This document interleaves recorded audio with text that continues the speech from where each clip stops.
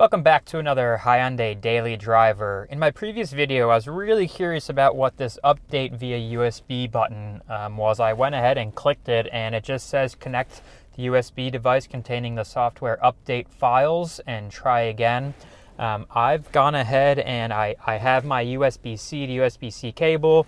I have my phone here. I'm going to go ahead and open up I've got it open up to my Hyundai Blue Link app. Go ahead and plug my phone in to the car. We'll give it a second to recognize everything here. We'll see if CarPlay, we should be good. Seems everything is connected, so let's go ahead and click this button again. And it seems we get the same error message. So I'm not too sure what this button is for. I'm not sure, maybe it's for when over-the-air updates are ready, and maybe doing it via USB is a quicker way to get that update done. I'm not too sure. If you guys have any more information on kind of what that is or what the purpose of it is, please do let me know down in the comments. I thought it was I would plug my phone in and there'd be another update available for us today, but it's not looking like it. We'll try it again. Yep, nothing is there. So, maybe it's not. I'm not too sure. You guys can hopefully let me know. But with that said, we'll go ahead. We'll unplug the USB cable, and we'll go ahead and get this drive started. Now, this drive's mainly going to be probably some more city driving focused versus my typical Hyundai, my typical highway driving. I just wanted to kind of see how this car handles and its safety features handle in kind of some more city driving scenarios versus just driving on the highway. It is a little cold. It just snowed here the other day. It's currently 23 degrees Fahrenheit, so quite chilly outside. I don't think that should affect anything with the car, but I just wanted to make that aware. Might be getting some nice sun glare in here, so hopefully this will help cancel it out for you guys while I can still see the actual light once it turns green right now. So I don't have anything engaged currently at the moment. I'll go ahead and engage the lane center keep. It's still considered gray just because it probably doesn't see any current any lines or anything, but we'll let you know once we know more.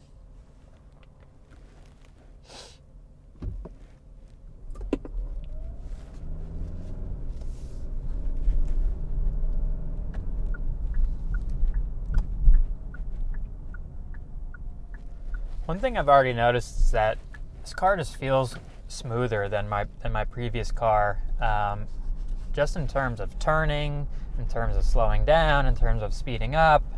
Coming from the 2023 Hyundai Tucson, and this is the 2025 model, which I've been really enjoying so far. This is the hybrid. We are coming from a gas version, our previous car. So far, we've been really enjoying it. We like it. It's a fun car, super smooth. I'm not too sure. I guess I am going right here, so.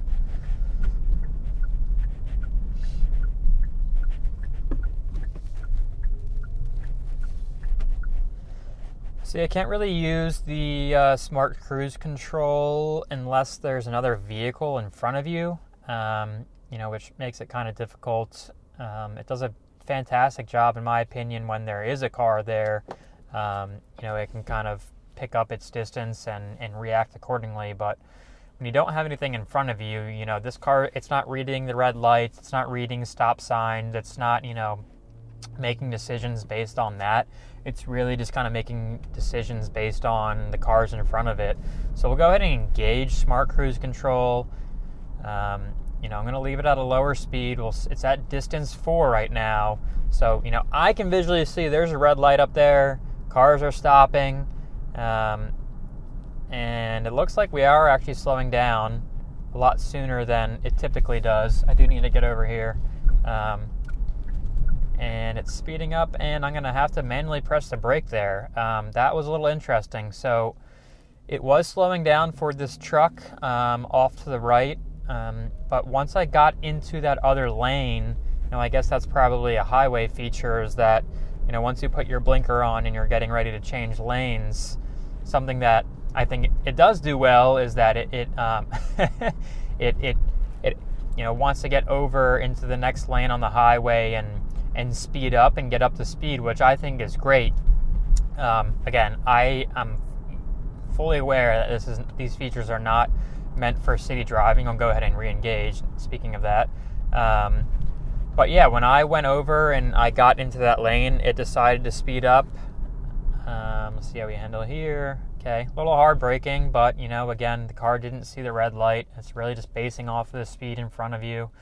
But yeah, something I noticed on that previous stop is that, the car kind of got up to speed and was actually speeding up, even though I knew that the cars were stopped and, it was a red light, but the car can't really see that. So as I was kind of merging over to the next lane, the car was actually speeding up. And in my opinion, even when I was in the lane, it was still speeding up, even though there was a car in front of me. So I had to manually disengage that there just for my safety and the cars around me. Go ahead and I re-engaged with the press of my foot on the gas pedal to kind of re-engage the smart cruise control here. After a certain amount of period of time of being stopped, it will ask you to kind of re-engage that.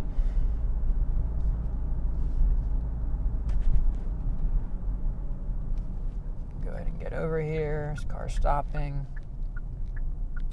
So that right there, that seemed like it was reacted pretty slowly. I don't know if it comes off in the camera or not.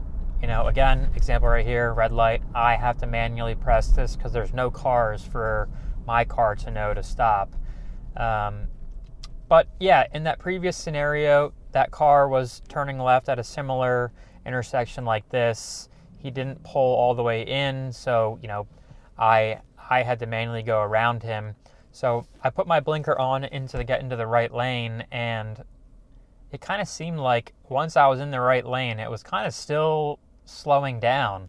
As a human driver, I can clearly see there's no cars, that were coming from behind me, or even, more so, there's no cars up to the right. So, in my mind, as a human driver, I'm like, all right, just get over and start speeding back up, get back up to speed. But it seemed like the car didn't do that. And you guys can let me know in the comments from what you guys visually saw, but it seemed like it kind of was,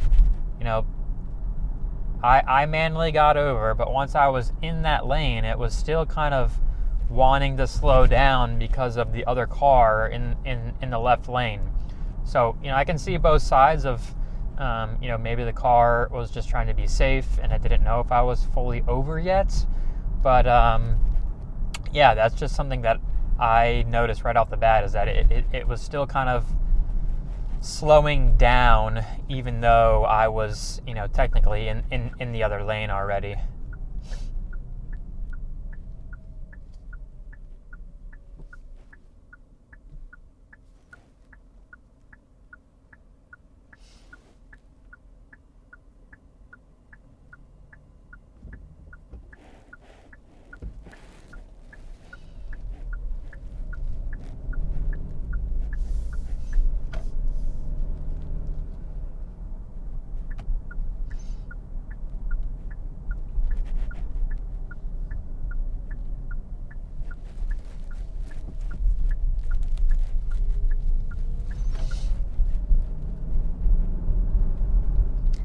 So yeah, kind of hard to test out the smart cruise control, obviously, when there's no other cars around.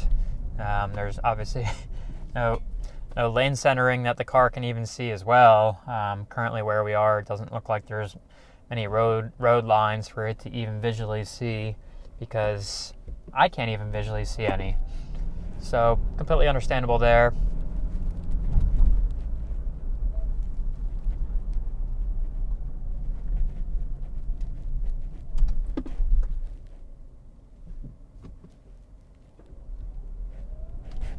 It'll be interesting to see kind of how Hyundai Kia evolves their systems over time, kind of in terms of their future vehicles, in how they may be building out their internal architecture for future driving capabilities. Just kind of in terms, I always try and compare it to you take Tesla and how they're kind of approaching autonomy and how it kind of drives around the city. It's essentially they're taking the information in through their cameras and essentially spitting it out instantaneously and making decisions on the fly. And those cars are reacting to stop signs and stop lights, and it's more than just what this car is currently doing. This car's mainly features are meant for highway driving and keeping your car in the center of the lane, and also having that smart cruise control too, which is really meant for the it's called adaptive cruise control, is more of a generalized term you'd hear, and that's kind of just mainly more for just keeping a safe distance from other vehicles. So yeah, it'd be interesting to see kind of what Hyundai does in the future for their next types of vehicles, and if they're going to be going for more smart features and automation, or are they just going to kind of continue down this same path like we're seeing right now with their current set of safety features. I know that they do have on some of their EV models, like the Ioniq, they have the Highway Driver Assist 2, and I believe that, for example, is that, if you were to click your left blinker, that, the car would manually actually change lanes for you. So, I know that's a little bit different. I'm not sure what their future vehicles kind of hold or have in store. If you guys know more, I would love to hear down in the comments what you guys know. If you guys have any more inside information that maybe I don't know about their future vehicle sets and their technology packages and the actual architecture, that's something that I'm always interested in, and something that I kind of even struggled to find out when I was looking between, we had the 2023 Tucson gas-powered model, and I was trying to find just the differences in the car's actual architecture in terms of, the chipset that it's using, the software that it's using, and the actual kind of brains behind the car. Because I'm aware is that the bigger the chipset, or the more decisions that the computer can actually make, the more features that your car can have. So if you take the comparison of a Tesla, when you compare it to something like this, the Tucson, the computer and architecture chipsets in the Tesla are going to be much more advanced, because they require much more advanced decision-making processing to get those autonomous features for their cars to make those smart decisions. So that's something that I've always had trouble finding just when I was searching for this 2025 model, was like, is there that much big of a difference in terms of the architecture and the computer chipsets they're using for this car, where, is it that much smarter than the previous model? I always like to say. So it's something that it's not really public knowledge, at least to my knowledge, unless you guys know more information. I didn't really see anything when I was doing my research, but if you guys know, I would really love to know. That stuff that I'm really interested in learning is just the computer tech behind these types of cars and how they're kind of building them and coming along into the future. So I'd be curious to know if you guys know in this current model, the 2025 model, the 2026 model, where they currently are, and then for where are they going down in the future, 27 and 28 models. Are they going to be sticking with this current architecture? Are they planning to update that with more advanced chipsets and computer technology to handle even more advanced features to kind of get their cars to be smarter, essentially? I feel like more and more cars these days are becoming more like a computer that kind of drives around on its own. So it's interesting to see kind of where these car manufacturers are going, and in terms of how they're feeding their customers. One thing that I've noticed just with Hyundai in general is that it to me it seems like they do a fantastic job of listening to their customers and their feedback and what they have to say. For example, in the 2023 model, I'm not sure if you can see kind of down here, but they had all capacitive touches and for the temperature controls, the volume knob, pretty much everything was all capacitive, and that was one thing that I didn't like, my wife didn't like. I think a lot of other Hyundai and drivers did not really enjoy. It's kind of finicky, and if you wanted to change the volume, you were literally clicking it like a million times just to get it down to your desired volume from the passenger's side of things. So the fact that it seems they listen to their customers and they're like, hey, let's put these physical knobs back in for the temperature, and the physical knobs back in for the volume dial. And when I saw that they did that, I was like, wow, like that's it's not like a huge game changer where I was like, okay, I'm upgrading just for these specific knobs, but it just shows that they're listening to their customers, and they're listening to kind of see what features they do use or do not use. Another great example of that is on this 2025 model, they have, I don't know if you can see on the camera, but over here on the left side is a fingerprint reader. To my knowledge, it's I don't know.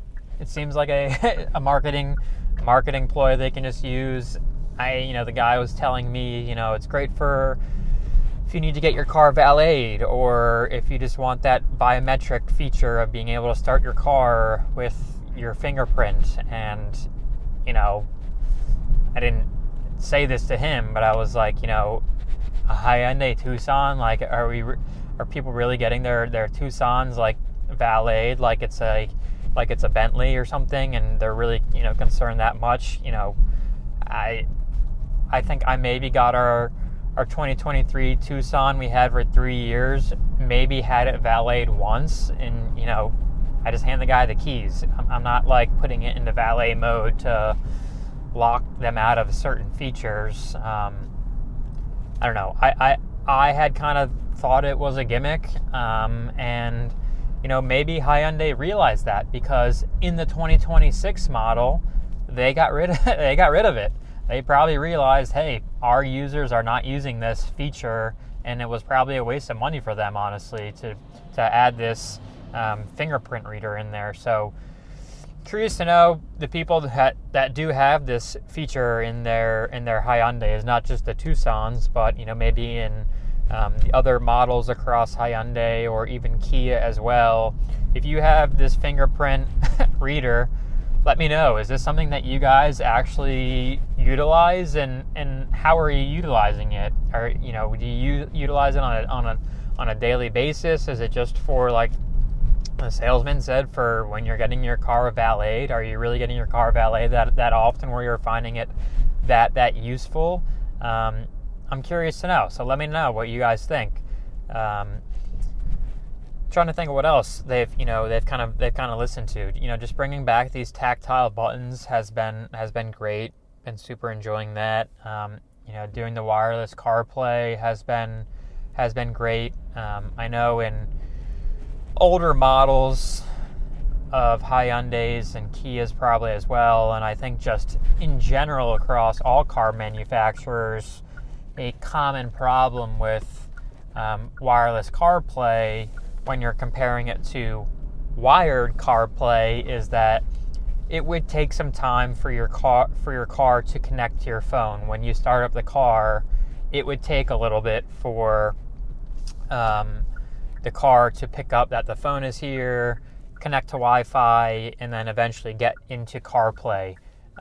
Something that I think, the salesman told me, he's like, I've seriously noticed this, and maybe those people who have gone from older versions of wireless CarPlay to newer versions of wireless CarPlay can chime in as well. But he said that it's taken like a leap from previous models to what it is now in the 2025 and 2026 models. It's a lot more snappy in terms of connecting to the car. When you turn your car on, I haven't really noticed any lag in terms of it connecting to the car by the time I get into the car and I'm ready to start driving. I feel like CarPlay is already ready to go when I hit the button to connect to CarPlay, so I haven't had any issues with that. But if this is something that you guys notice, please feel free to let me know. But yeah, just wanted to kind of give you guys just an update of kind of where we are in terms of driving on Hyundai Daily Driver. If you guys find this video useful or you enjoyed it, please feel free to like and subscribe for any future videos. But yeah, with that, I think we're going to go ahead and end the video here, and we will see you guys in the next video.